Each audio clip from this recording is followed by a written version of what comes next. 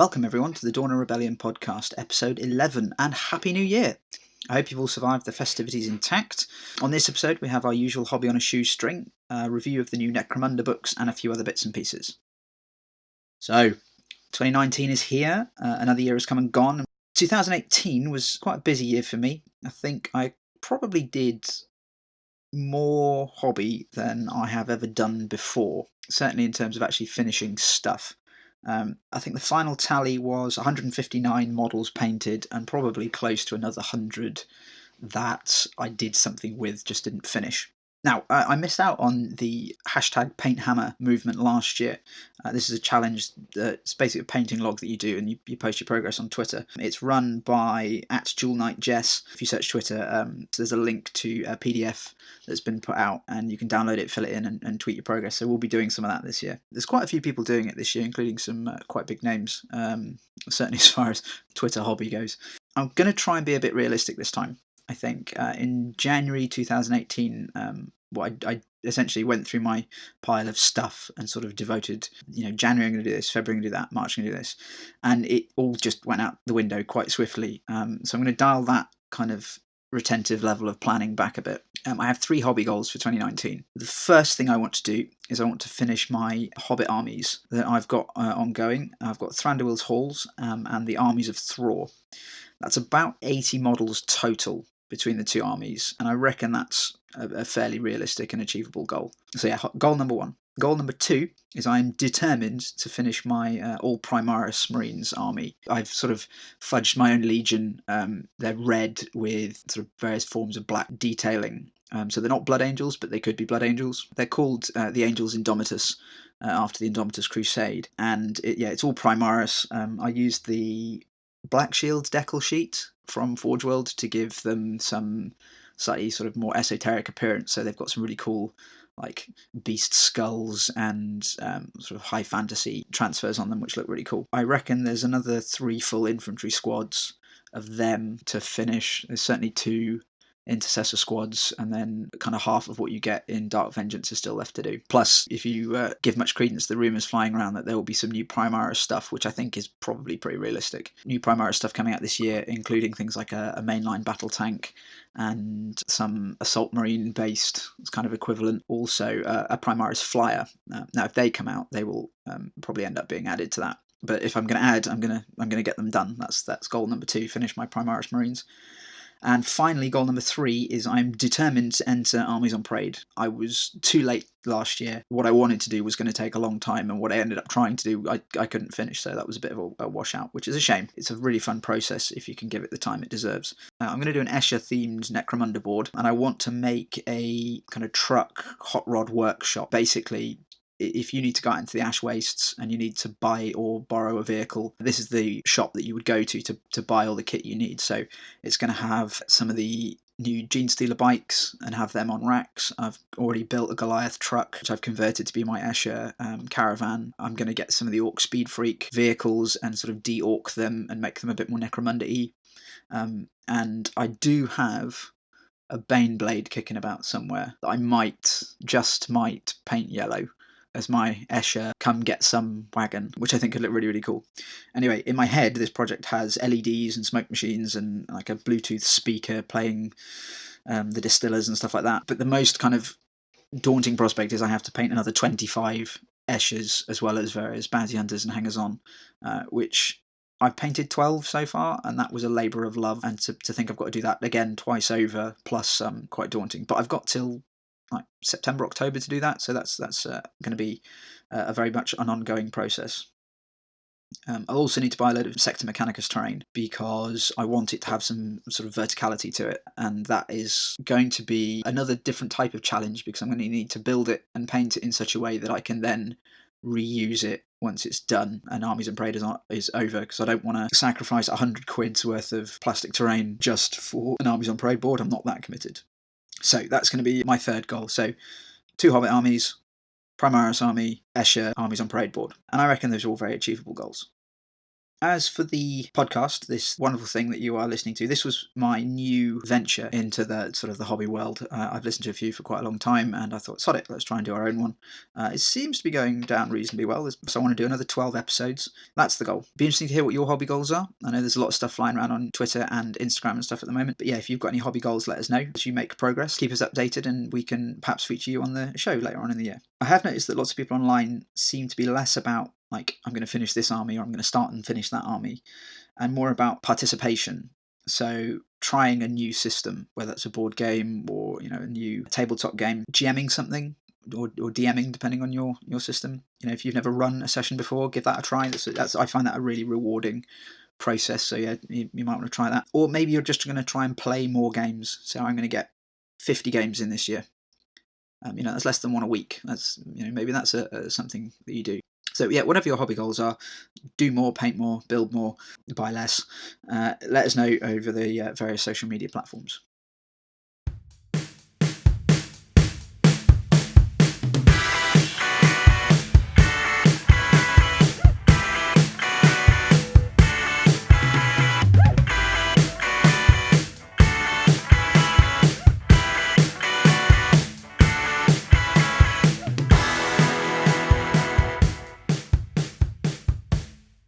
This week's Hobby on a Shoestring isn't going to be particularly long.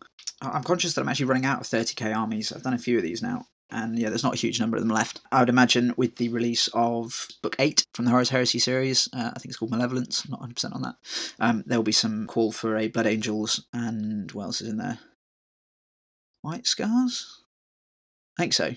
Anyway, yeah, there'll be some call for certainly a Blood Angels list, so I'll put one of those together soon. First up, Salamanders, coming in at £146.50. Here are my suggestions. Buy a pack of Legion Pyroclasts, which are dudes running around with kind of heavy flamer gauntlets. They're really cool. Beautiful models and quite hard hitting on the tabletop. I'd get a pack of Legion Fire Drakes, which are their elite Terminator squad. Again, they look really, really cool. They're all kicking about with thunder hammers and storm shields, and they've got loads of sort of scales and flames and all sorts going on. Really, really cool. I would buy a pack of Mediant Pattern Multi-Melters from Forge World. They're £13.50. And then 2 squads of Mark III.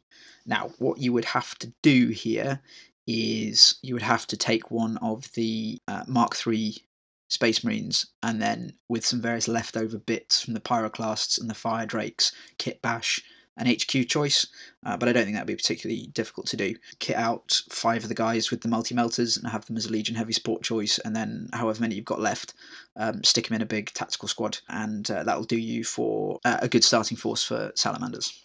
Second, and in fact last list for Hobby on a Shoestring is another 30k list, and this time we've got Night Lords. I love Night Lords. They are all bastards with no redeeming features whatsoever. Lots of shows have done various bits about Primarchs and the different legions, and poor Angron, if only he'd been treated, if he'd had a few more hugs as a kid and not had these horrific cranial implants drilled into his skull, he would have been all right. But Kurz is just a prick, and I don't feel sorry for him in the slightest, and that's one of the reasons why I love him, is they just, there is no, it's not that they don't have any depth as a legion, they just don't care, and they know what they do, and they do it very, very well. So yeah, I like Night Lords. I've got a Night Lords army that has my one and only Leviathan in it, and I'm really looking forward to getting them painted at some point. That might be goal number 4 for this year, stretch goal for the hobby progress. Anyway, Night Lords. So £155. Buy yourself Sevatar, who is a Horus Heresy character series model. He's their first captain. Beautiful sculpt. Be careful if you do get him, be careful when you clip him apart, because one of his arms has a very flimsy connection to a bit of a cape, and you can very easily miss it. So yeah, keep a very close eye on when you're cutting him out. So he's £36, and you can either use him as Sevatar or as just a generic Night Lords captain. Then you need 2 Mark IV tactical squads to dress up as tactical squads, stick chainswords on them, and then you could make them Terror squads. And then, especially if you're going to run Sevatar, you can have squads of 5. And I think the Terror Assault list that you can get, or one of the Legion Rites of War, you can take 3 Terror squads as compulsory troop choices. So with 2 Mark IVs, you could have 2 squads of 7 and a 6. That would do you for compulsory troop choices for that list. And then I would buy, just because you can, a Leviathan Siege Dreadnought, which is the monster dreadnought, and I'd give him siege claws and a storm cannon, which is exactly how I've kitted mine out. The siege claw is very Night Lords, it's very snippy, destroy, and then the storm cannon just lays down an absolute hail of fire, and I think is a good go-to weapon for the Leviathan. So yeah, Sevatar, Leviathan, and 2 tactical squads, and that comes out at £155.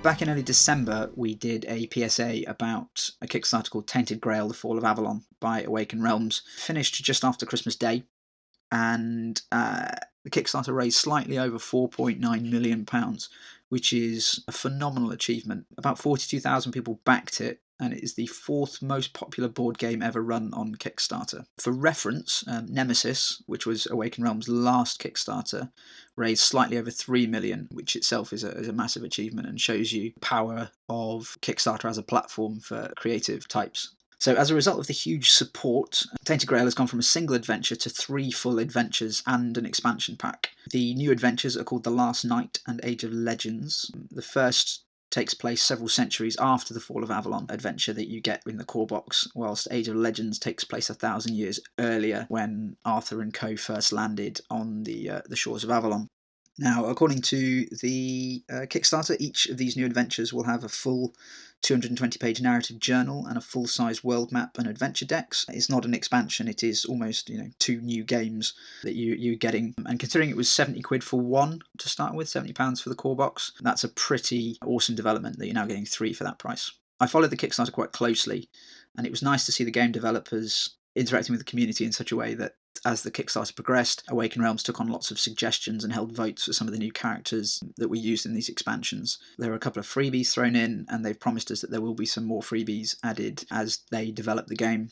One of them is a donkey character. A lot of people were asking, can we carry more stuff if we have a donkey? Because there is a kind of resource management element to the game. And so they've done a donkey. It's got a model that looks suitably overburdened and has got a quaint little bow on its tail. And it comes with some unique actions, which will be quite cool. And you can eat it. So if you're desperate for food, you can always eat your donkey.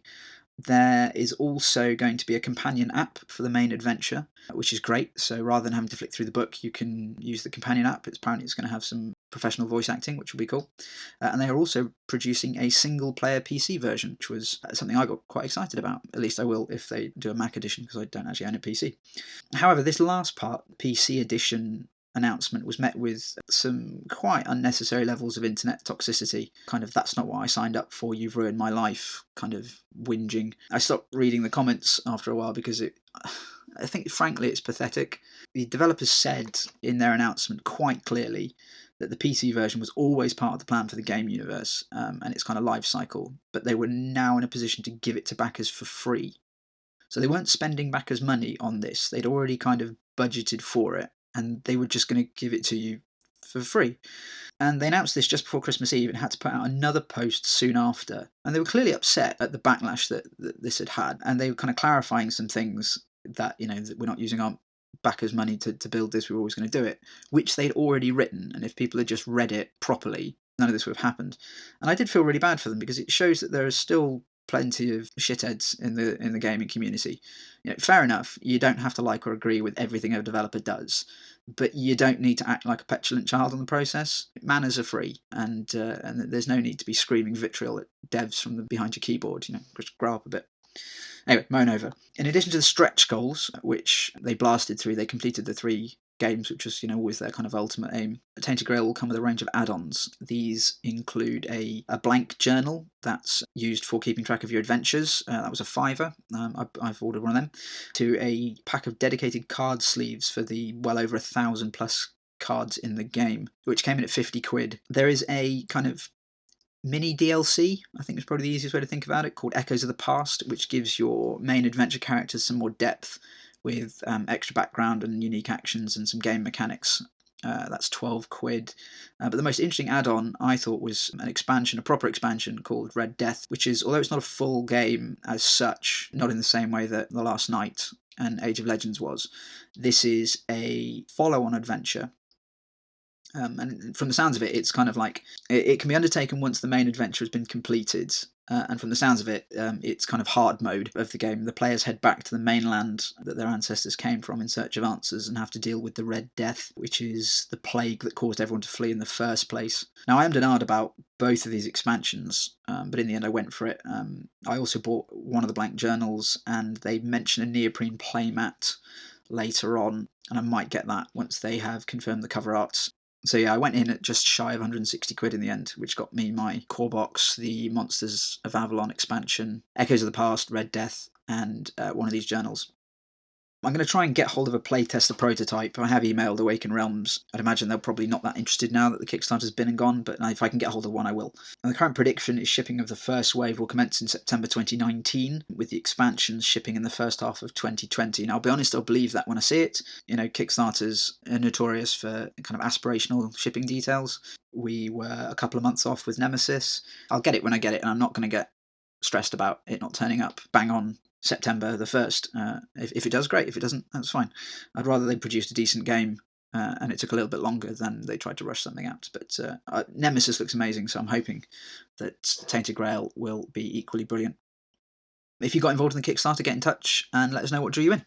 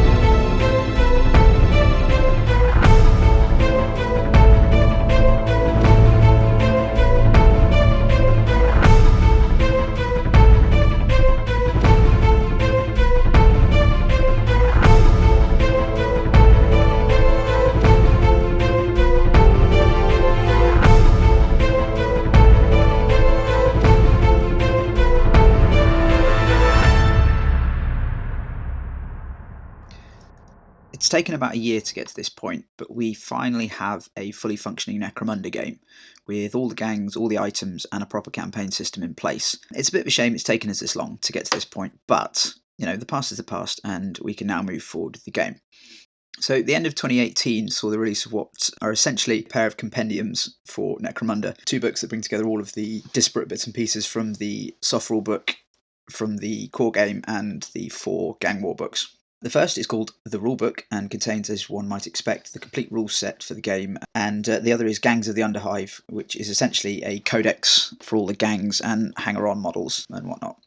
Both books are hardback for a change. They are really nice books, actually. They've got a sort of good weight to them. The paired together aren't overly tedious. You know, it's not going to put your back out lugging them around. The main rulebook comes in at 197 pages and includes everything you need to do to run a game, including a detailed and expanded campaign system, as well as the complete set of rules that have been updated with the latest erratas and FAQs. There's also a really good level of reorganisation taking place, so the rulebook flows and all the various charts and tables now makes sense. They had addressed some of these in Gang War 3 and Gang War 4, but they've gone through and the whole book looks polished and refined. And especially when you compare it back to the soft cover rulebook, it's a much better product. And again, you kind of wonder, why couldn't they have done this first time round? The Gangs of the Underhive book is slightly thinner, coming in at 164 pages, and it covers all 6 of the house gangs, including the new House Delaque rules, which I'll talk about at the end of this segment, as well as a full and complete trading post,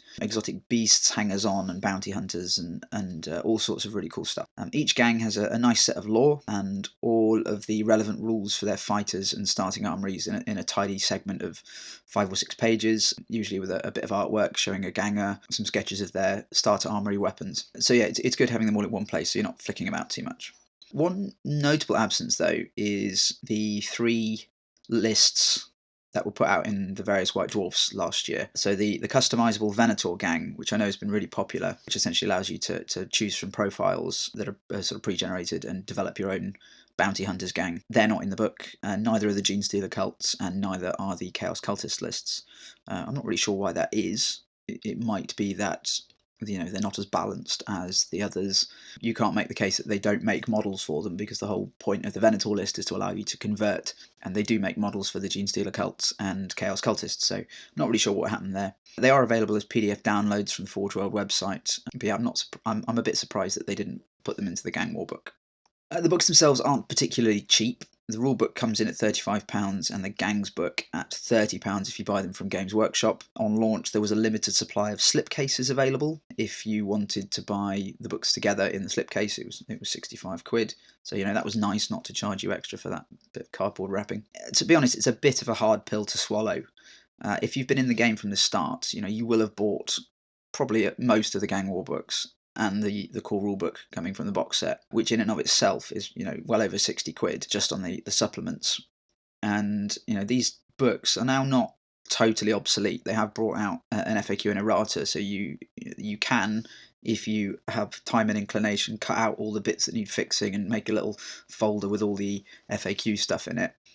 But really, they're not obsolete, but they are certainly now out of date, and you are going to want to have these rule books, but they are the definitive version of the game. And if you haven't got them, you're making life hard for yourself. You can get them for less from third-party stores. I got mine from Alchemist Workshops, which does take the edge off a bit. And if you're particularly frugal, you don't need the rule book yourself. If you're part of a club and there's several people going, as long as there is a rule book and you are already familiar with the rules, you probably don't need the new one. As long as somebody's got one, it's not too bad. You will need the new gang book, so you can justify 30 quid as opposed to 65, or I think it's 23.50 from a lot of third-party places. If you're like me, I've got all the Gang War books, and to then have to shell out another 50 quid to keep playing the game. And there are changes, but they are minor changes. I don't know, maybe I'm just moaning. This is the hobby. So yeah, getting into the game now is reasonably straightforward. If I was to encourage a new player, I'd say, well, buy the Gangs of the Underhive book, have a read, pick a gang you like the look of, buy that box, get their dice and tactic cards, and that's pretty much you good to go. You can make good lists out of the box. Get 1,500 points out of them quite easily. And you'll be up and running in no time. That's still a reasonable outlay. It's probably, if you buy it all from Games Workshop, it's probably somewhere in the region of about 75 quid. But actually that's not too bad, all things considered. It's probably it's a bit cheaper than Lord of the Rings. You can need a couple of boxes and a couple of character packs for that.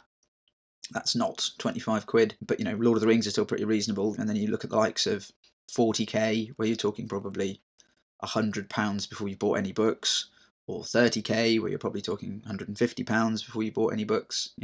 It's not too bad an ask. So as for the books themselves, the rulebook is divided into the following sections. There's a really nice introduction to the game. It's 35 pages long, and it's all sort of stage setting lore, including a really interesting timeline of the planet of Necromunda itself that starts at the Dark Age of Technology, moves through the Great Crusade and the Horus Heresy to various other bits and pieces, key moments, leading up to the present day of the 40k universe, so the 41st millennium. It's a really nice development on the lore, which was kind of scattershot throughout the Gang War books and the softcover rulebook. And there's some nice things I wasn't aware of that kind of really add to the player's understanding of the setting. I missed Necromunda the first time round, so I would imagine a lot of this stuff has just been plucked out of the older books, and veteran players won't get quite so much out of it. But for instance, I had no idea how House, I'm going to butcher this name, Helmer, the guys in charge, came to prominence, and how all the other gangs kind of became established as a result. Well, that's in there now, so I've read it and I understand it. After that, we have a section on kind of the general principles, which outlines the kind of character profile, stat lines and all that kind of stuff. And then there's the obligatory rules section, and a new section on psychers, which is a development on the rather brief ones found in Gang War 4. Psychers in Necromunda still feels like it's going to be a minor thing, which is good. This isn't a game about psychers, this is a game about gangsters, but it does feel a bit more thought out. You cast powers on a successful cool check.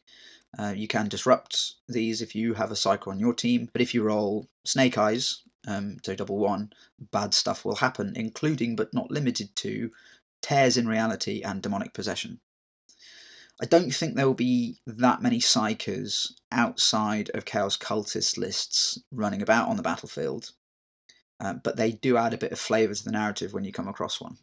And I think if you're being the arbitrator in a campaign, having psychers on the board as a custom scenario, so there's a murder cyborg scenario where there is a murder cyborg on the board that has a particular objective, you could easily sub him out and put the psyker in.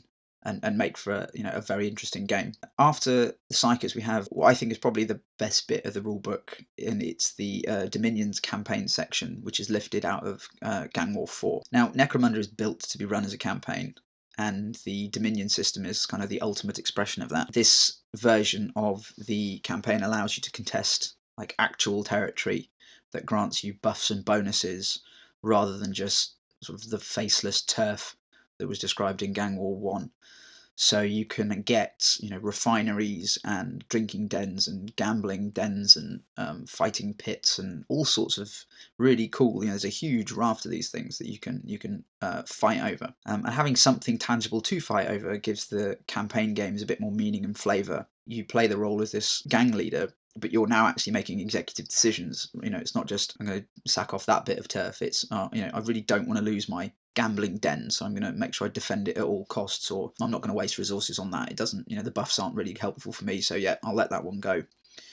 Or, if you're being strategic, I really need that asset, or, the tunnels or the refinery or whatever it might be.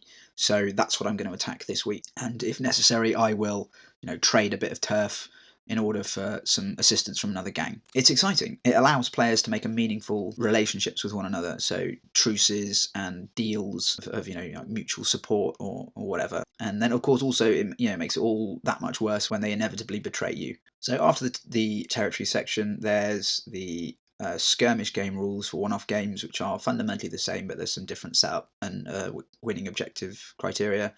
There's a bit on the battlefield setup and the 6 main skirmish scenarios.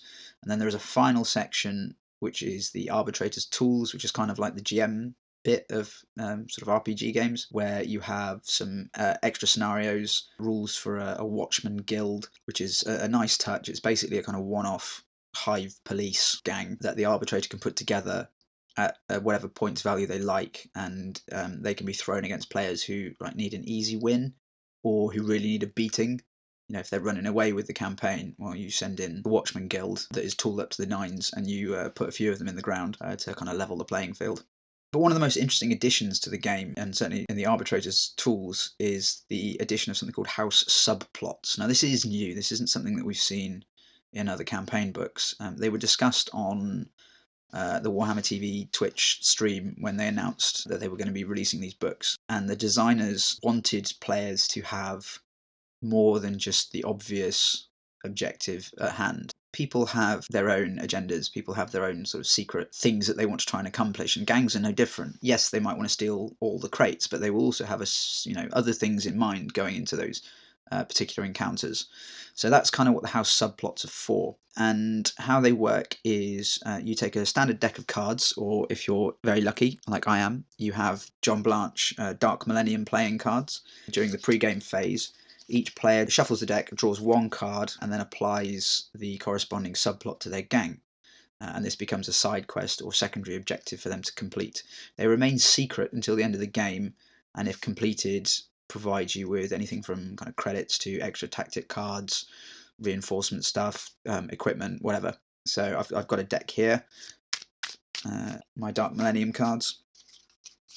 And if I draw this one, which is the King of Chaos, which translates as Chemical Solutions. The gang has been hitting the chems a bit hard, making them less likely to feel injuries, but also more reckless. Reveal this card the first time one of your fighters suffers a flesh wound. For the duration of the game, your fighters ignore the effects of flesh wounds. However, when rolling on the lasting injuries table, they must roll twice and accept the higher result. At the end of the game, every fighter in the crew that is still alive gains an additional D3 experience points. So that's quite cool. That makes you harder to kill, but if you do go down and out, you are at much greater risk of, having a really bad time at the docks and potentially costing you quite a lot of money. But if you can end the game alive, getting an extra D3 experience points is nothing to be sniffed at either. So yeah, they're really, really cool. If I draw another one, shuffle the deck, I take that one, is the Ace of Mechanicus, which is Spud Wrenching. Attacks against machinery are a quick way for a house to hurt rivals, and many of the ancient technologies of Necromunda are completely irreplaceable. A fighter in your opponent's deployment zone may make the Spud Wrenching, which is a double action. Reveal this card the first time one of your fighters makes this action. Each time this action is successfully made, make a note.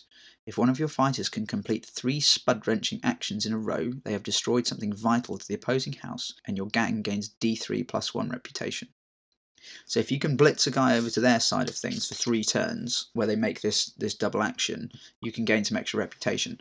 Reputation is cool because it allows you to have hangers-on and bounty hunters and stuff like that. So, and it's quite cool, the idea of a guy just standing there with a massive wrench, just battering something that's thousands of years old, trying to break it. So yeah, that's really cool. And then at the end of the rulebook, there are some usual quick reference bits which you can photocopy. And yeah, that's it. So it's a complete package of a rulebook. It's really nice, really well put together. Definitely worth your time and money if you've got the funds available. The Gangs of the Underhive book is equally well put together, with some brilliantly creepy artwork, a few nice full colour photos, they've got some gang shots at the back, and crucially it's a well thought through layout. The 6 house gangs are all present, and their rules have been updated according to the erratas and FAQs that were released over the course of 2018. Escher is my main gang, so I've had a good look through, and I can see that, for instance, they've addressed the Lasgun profile issue, where it had like 3 different profiles across 4 different books or something silly like that. So we now have a definitive Lasgun profile. They've also fixed, well, I say fixed, they've addressed some of the hefty amounts of sodium and tears that were thrown at the toxin special rule. So it's still harsh, but not quite as harsh as it used to be. Before this update, it was, so if you caused a wound with a weapon that had toxin, as the attacker you would roll 2d6, and the defender would roll 1d6 and add their toughness. If you as the attacker could equal 2, then they went down, but if you beat their score, they were dead. Just gone. So it could be really, really brutal. And there were a number of times where I would shoot my needle rifle or my champion with a needle pistol and hit their champion with, ramped up toughness 5, 3 wounds. You roll reasonably well, they roll a 2, and their 280 point character's just gone, just dead. And that could be incredibly frustrating for the opposition. So they have addressed it. Now what happens is that if you cause a wound, the attacker rolls a d6 and just has to beat the target's toughness, which makes it, it's still very doable. You're still wasting most gangers on a 4+, Goliath's on a 5, but there's no fault on the part of the defender rolling badly. There's no ownership of that on their behalf. So they're still brutal, but it's slightly less brutal and slightly less random. That said, it also gives greater emphasis and greater need to use things like the Escher Tactic card and being a bit more generous with your firepower, not specifically for toxin weapons, but to just get flesh wounds on people so that their toughness drops, so that when you get in with your toxin, you're not rolling 4s to kill them, you're rolling 3s or 2s. I'm sure that the rest of the gangs have had relevant tweaks, but since I don't play them, I haven't looked too closely. In addition to the house gangs, there are a load of other things included. We have all of the hired guns, which includes the bounty hunters and hive scum. There's brutes, all the various hangers-on, and a section for the exotic beasts. Having these gathered together is good. It was a pain in the arse flicking through 4 gang war books, especially if you're using a pet from this book and a ganger from that book, and it was just a faff. So they're all there in a nice section. There are a lot of entries that don't have models yet, so I would imagine that looking through this list, we have a pretty good idea of the release schedule in the near future. Bounty hunter characters like, I'm not going to pronounce this right, Bertram Arturus, who is some Gilder Toff type guy, Ortram88, who is a kind of weird psyker, and then there's the various creatures like the Escher Firecat, which we haven't seen yet, the Ambot, which was announced at the New Year's preview event for Necromunda. They look really, really cool. I think there's probably a dozen or so models in there that have rules profiles, but no models yet. So I think that, that'll probably take us up till the summer, when I'd imagine we'll see some sort of expansion. So going maybe out of the Underhive, or we've speculated about this on an earlier episode. So after we have all the stat line units done, we then have a fully comprehensive trading post with non-conflicting prices and weapon profiles, which is great. Supposedly all the weapons in the Imperium can be found in the trading post, but I haven't seen autocannons, so that's not 100% true. There's also sections for all the armor types. There's a section for bionics, weapon attachments, equipment, and having them all in one place with the gangs means that list building is super easy. You only need to take one book with you if you want to write a list, and that's great. So yeah, all in all, it's a very, very nice book. It's a very good book, and it's a shame we couldn't have had it this time last year when the game was first released, but there we are. My latest work is almost complete. All I need is a bit more oil. Where's the Nuln Oil? Confounded Pasnidgetron, where is the Nuln Oil? You have one job. Fine. To the alchemist's workshops. Do they have Nuln Oil? Yes, here it is. Excellent. I might pick up some other things whilst I'm here. Ooh, this looks interesting. Latest releases at bargain prices. This place is great, boss. So remember, Pasnidgetron, whenever you need hobby supplies, visit thealchemistsworkshops.com. House Delaque, which are the newest and sort of final of the original 6 house gangs to be introduced to the game. They were announced back in October, I think, and went on sale towards the tail end of winter last year. House Delaque are the spies, the sneaky, sinister, kind of Grima worm tongues of the Necromunda world. When I first started reading about Necromunda, it was the Delaque were the ones that struck a chord with me. And so it was bloody typical that they were the last ones out. So I went in with Escher to start with, and I'm happy with my choice, especially looking at the rules and the models now. The Delaque models they're very cool, they're very thematic, and they do fit with what Delaque is all about. They've got these really cool trench coats and silent weapons, and there's a sniper rifle, but they're a bit too frail for my liking. They're all a bit stooped and a bit sort of weaselly and sort of vulture-esque, and I'm not sold on them, which is a shame because I really wanted to like them. I think some of that could be addressed if you were quite good at sort of object source lighting, and maybe you had them, the reason they're stooped is they're peering around something or trying to keep out of the light. There's things you could do, but as they are, I just think they're a bit, it's just something that doesn't quite strike me. But they are still beautiful, just they're not quite my aesthetic. I am starting a new gang for 2019, and I was holding out for Delaque, but I've plumped for Orlocks over these guys. I've actually ended up with 25 and bought the Forge World weapon upgrade pack for them, and I won 15 on eBay for like 15 quid. It was a bit of a bargain, and I've ordered some of the new heads which were announced. They come out. This will date the episode a little bit, but yeah, they'll be released tomorrow, so that'll be cool. Our club is running a campaign over the next few months. I'm not going to be able to go on a regular basis, but I'm hoping to get some Orlocks done so that when I can go, I can turn up as a roving gang and just ruin somebody's day. The lore section for Delaque is quite neat. It's all very sinister, and there's quite a funny little running joke where you read about the origins of House Delaque, and you read this really cool paragraph about how the gang has these deep secrets or how they have blackmail on someone, and then at the end it says, "But this is probably a lie."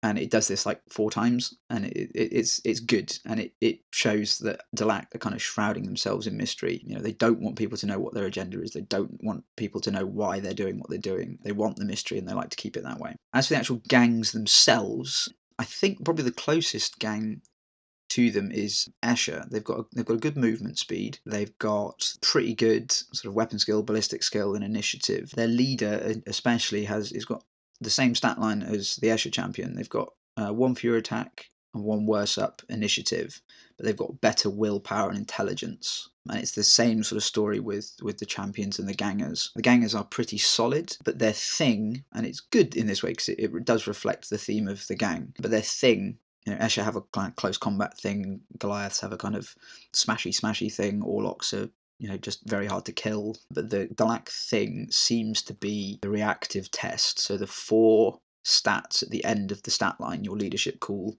willpower and intelligence, are all really good compared to the other gangs who tend to have one of them which is quite good and the rest kind of not so much. But yeah, all 4 of these things are pretty solid with Delaque, and certainly if you average them out would be better than any of the other gangs, which means that they'll be really good at responding to situations, manipulating the environment, opening and closing doors and saves and all that kind of stuff. But because they're fairly average at the actual fighting bit of the game, I think if you can get up close to one, most other gangs are going to mess them up. I wouldn't fancy trying to outshoot Van Saar with a Delaque gang or trying to outfight Escher with a Delaque gang. You could probably win the game, especially if it was a go here, find that, steal this kind of game. But you're not going to be outshooting anybody with these guys. I think if you play badly, you could quite easily get tabled. The Delaque Juves are a bit crap, even by Juve standards. They're more expensive than Escher Juves, but have worse weapon skill, initiative and leadership.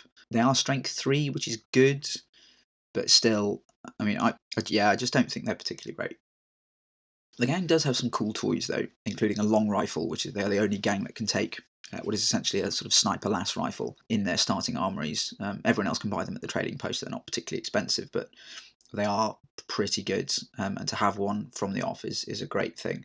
It is a special weapon, though, so you are sacrificing having something that's a bit meatier, like a plasma gun or a melter gun or something like that, but it's very Delaque.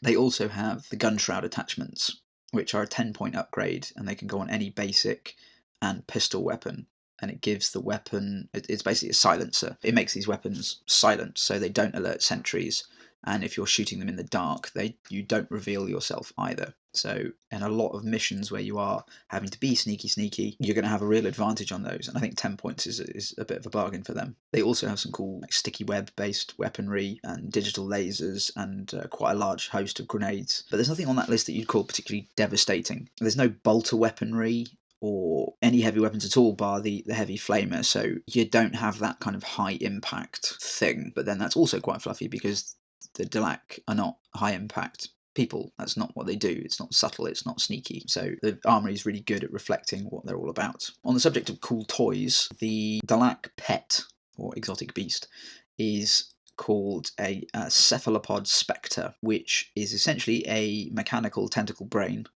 made from mechanical tentacles and bits of its owner's cloned brain. The lore for them is really quite creepy.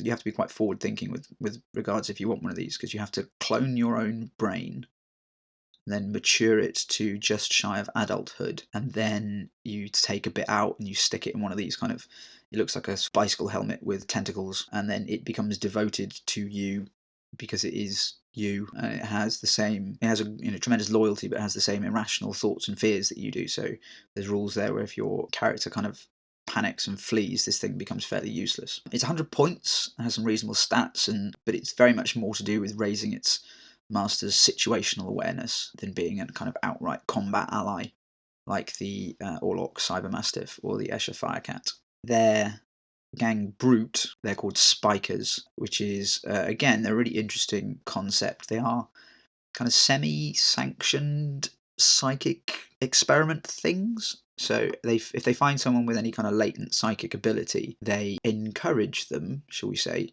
to go through this process where they accelerate their kind of psychic evolution. Their body kind of wastes away, but their cranium enlarges, and then assuming they don't die as a result of these hideous changes, they basically become a psychic sponge, and anyone within a few hundred meters, their thoughts all get absorbed by this creature, and then all their sort of secret hidden thoughts and feelings just get drawn into this psyker, and then it can then be vomited forth by the spiker, and the Delaque can get loads of information that way. So yeah, really interesting bit of lore. I think the models are going to be cool. The drawing is quite spooky, but it's exactly what the renegade psykers from Blackstone Fortress look like. So if you wanted to run a spiker and you have Blackstone Fortress, then you definitely just use one of these guys and paint him up to match your Delaque gang. It has 4 wounds, which is a huge amount for what is described essentially as a really frail psyker with a massive head.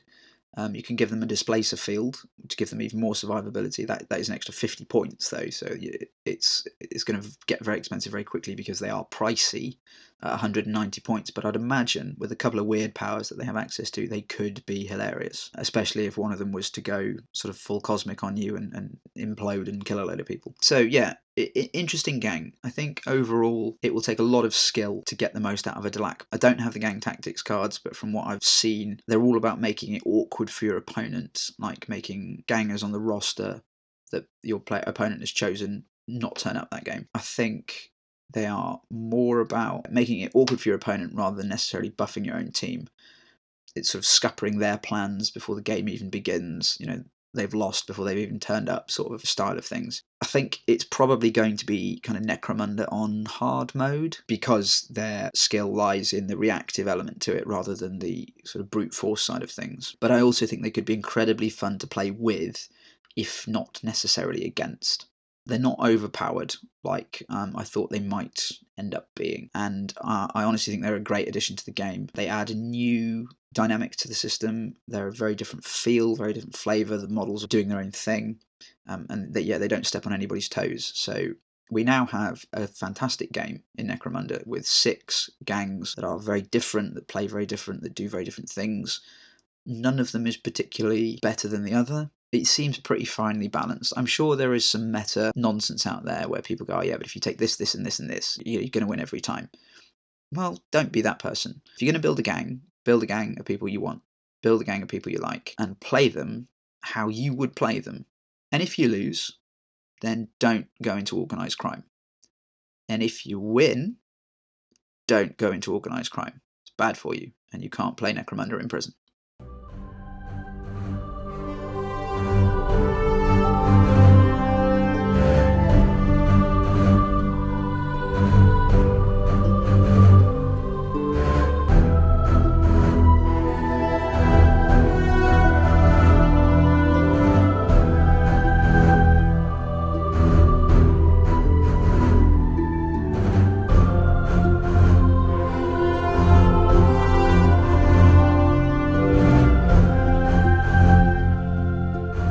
This next section is called Rest in Peace, Halo Fleet Battles. Now, I love Halo. I bought all 3 iterations of the Xbox console specifically to play Halo games. I think I've bought Halo Combat Evolved 3 or 4 times in its various different iterations. It's not the definitive shooter experience for me. I know a lot of people talk about Halo being this kind of pinnacle of shooter gaming. It's not. For me, that's Call of Duty, the Modern Warfare era, specifically sort of 1 and 2, certainly in terms of gameplay. But as an overall experience, Halo does rule as king in my heart. I spent a lot of time in my youth playing Halo with friends at sleepovers and online and stuff, and it was a big part of growing up. So it was a good day indeed when I learned that Spartan Games, a UK-based miniatures company, had arranged a license with 343 Industries to produce a range of tabletop games set in the Halo universe. The first of which was called Halo Fleet Battles. Launched in summer 2015 with a 2-player box called Fall of Reach, Halo Fleet Battles was a solidly enjoyable space combat game. Box set represented pretty good value for money with a large UNSC and Covenant fleet, usual bevy of counters and dice and commercially it seemed to do quite well. Certainly to begin with, it was quite hard to get hold of, and there were several waves of expansions over the next 12 months or so, including large supercarriers for both sides, and upgraded, so rather than sort of cardboard tokens of torpedoes and ships and stuff like that, you could have plastic ones, and it was all looking pretty rosy. I got a copy of Ball of Reach box set for Christmas that year, and I bought a couple of the UNSC expansion packs in the following months. The game itself was fun. It was reasonably straightforward and scaled well from small to big games.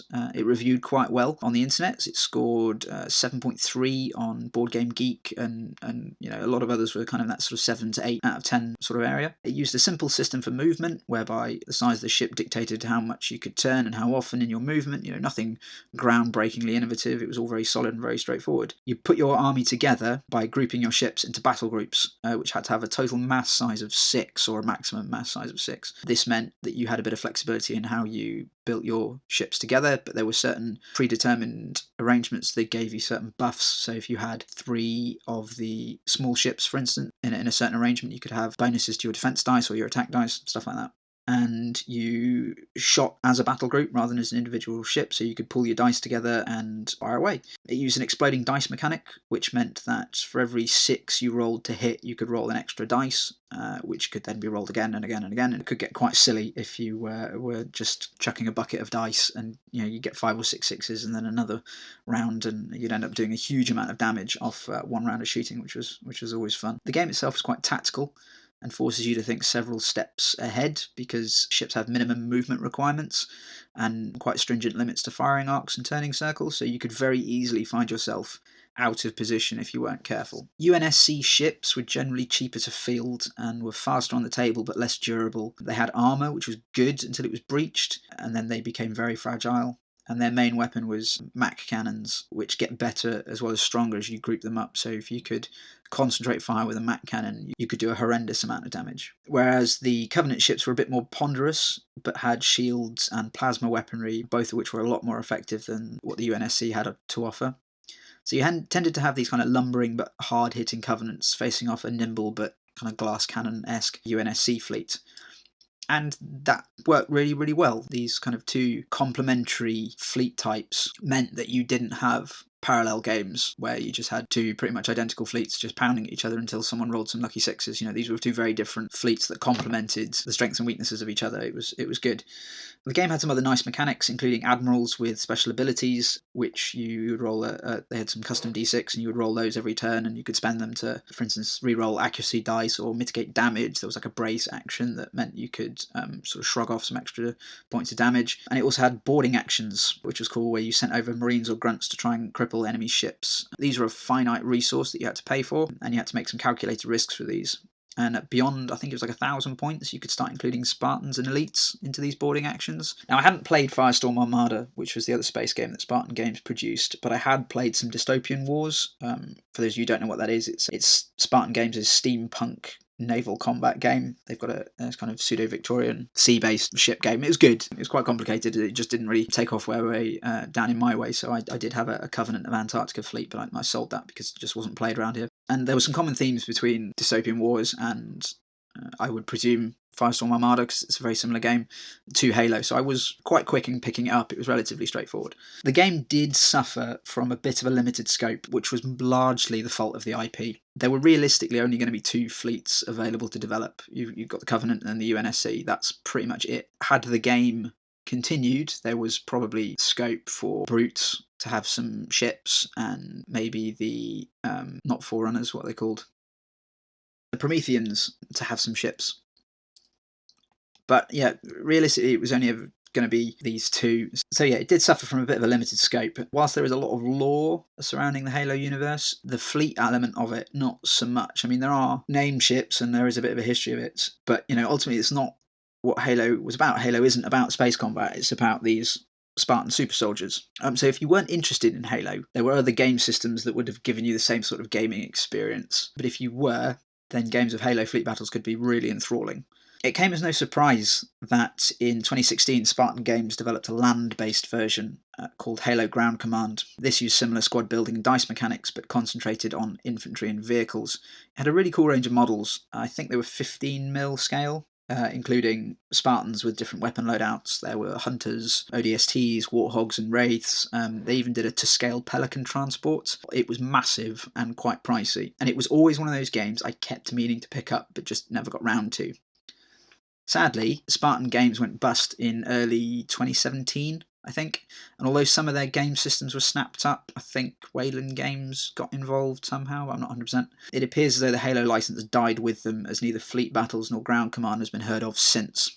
It wasn't even mentioned in their "We're stopping trading" letter, which perhaps is indicative of something. And it's a real shame, because it's always sad to see a games company go under, but I think with the right support, these could have been really successful systems. There are many reasons why a company can go bust, and I haven't looked into the mechanics of Spartan Games' demise, but I do wonder if the license to make Halo tabletop games came with a steep price tag that just couldn't be covered by the sales of the game systems. Let's be honest, Spartan Games was, to all intents and purposes, a kind of small to medium games company, and maybe it was just too big of an ask for them. Whatever the reason, I do hope that one day 343 will reissue the license to another games company and we'll get a revamp of the franchise. Until then, if you must get involved, you're going to have sort of have willing suspension of disbelief and use proxies, or have very, very deep pockets and a lot of patience, because at the moment it's eBay or nothing. Certainly if you want the right ships.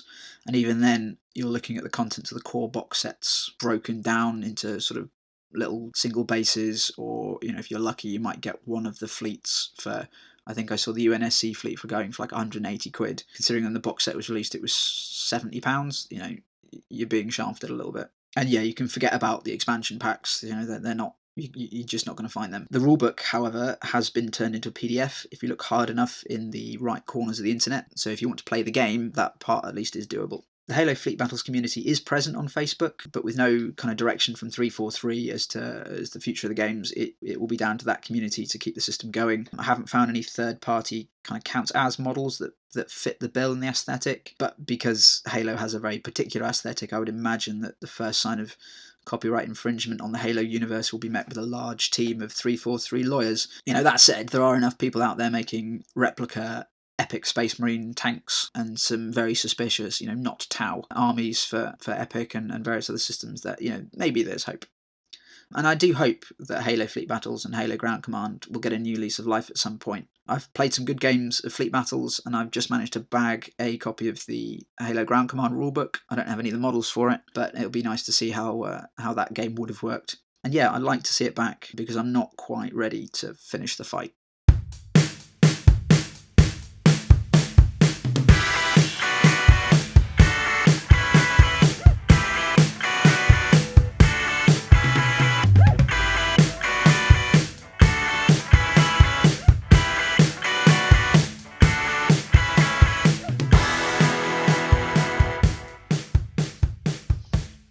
That was episode 11 of the Dawn of Rebellion podcast. Thank you for listening. We hope you enjoyed the show. We are putting together some bits and pieces for episode 12. We're hoping to get some interviews done with various cool and interesting people from around the hobby world. We will definitely be having a review of Nemesis the board game by Awakened Realms. Played a couple of games of that and have started putting my thoughts together. And we'll see what else we can come up with. Please feel free to join in with the online community. We're on Facebook, we're on Twitter. We also have a Patreon campaign if you want to chip in and help us run the podcast and make it a bit better. Get in touch any way you want, and it would be great to see what you guys are up to. Send us your hobby challenges, works in progress, all that kind of fun stuff.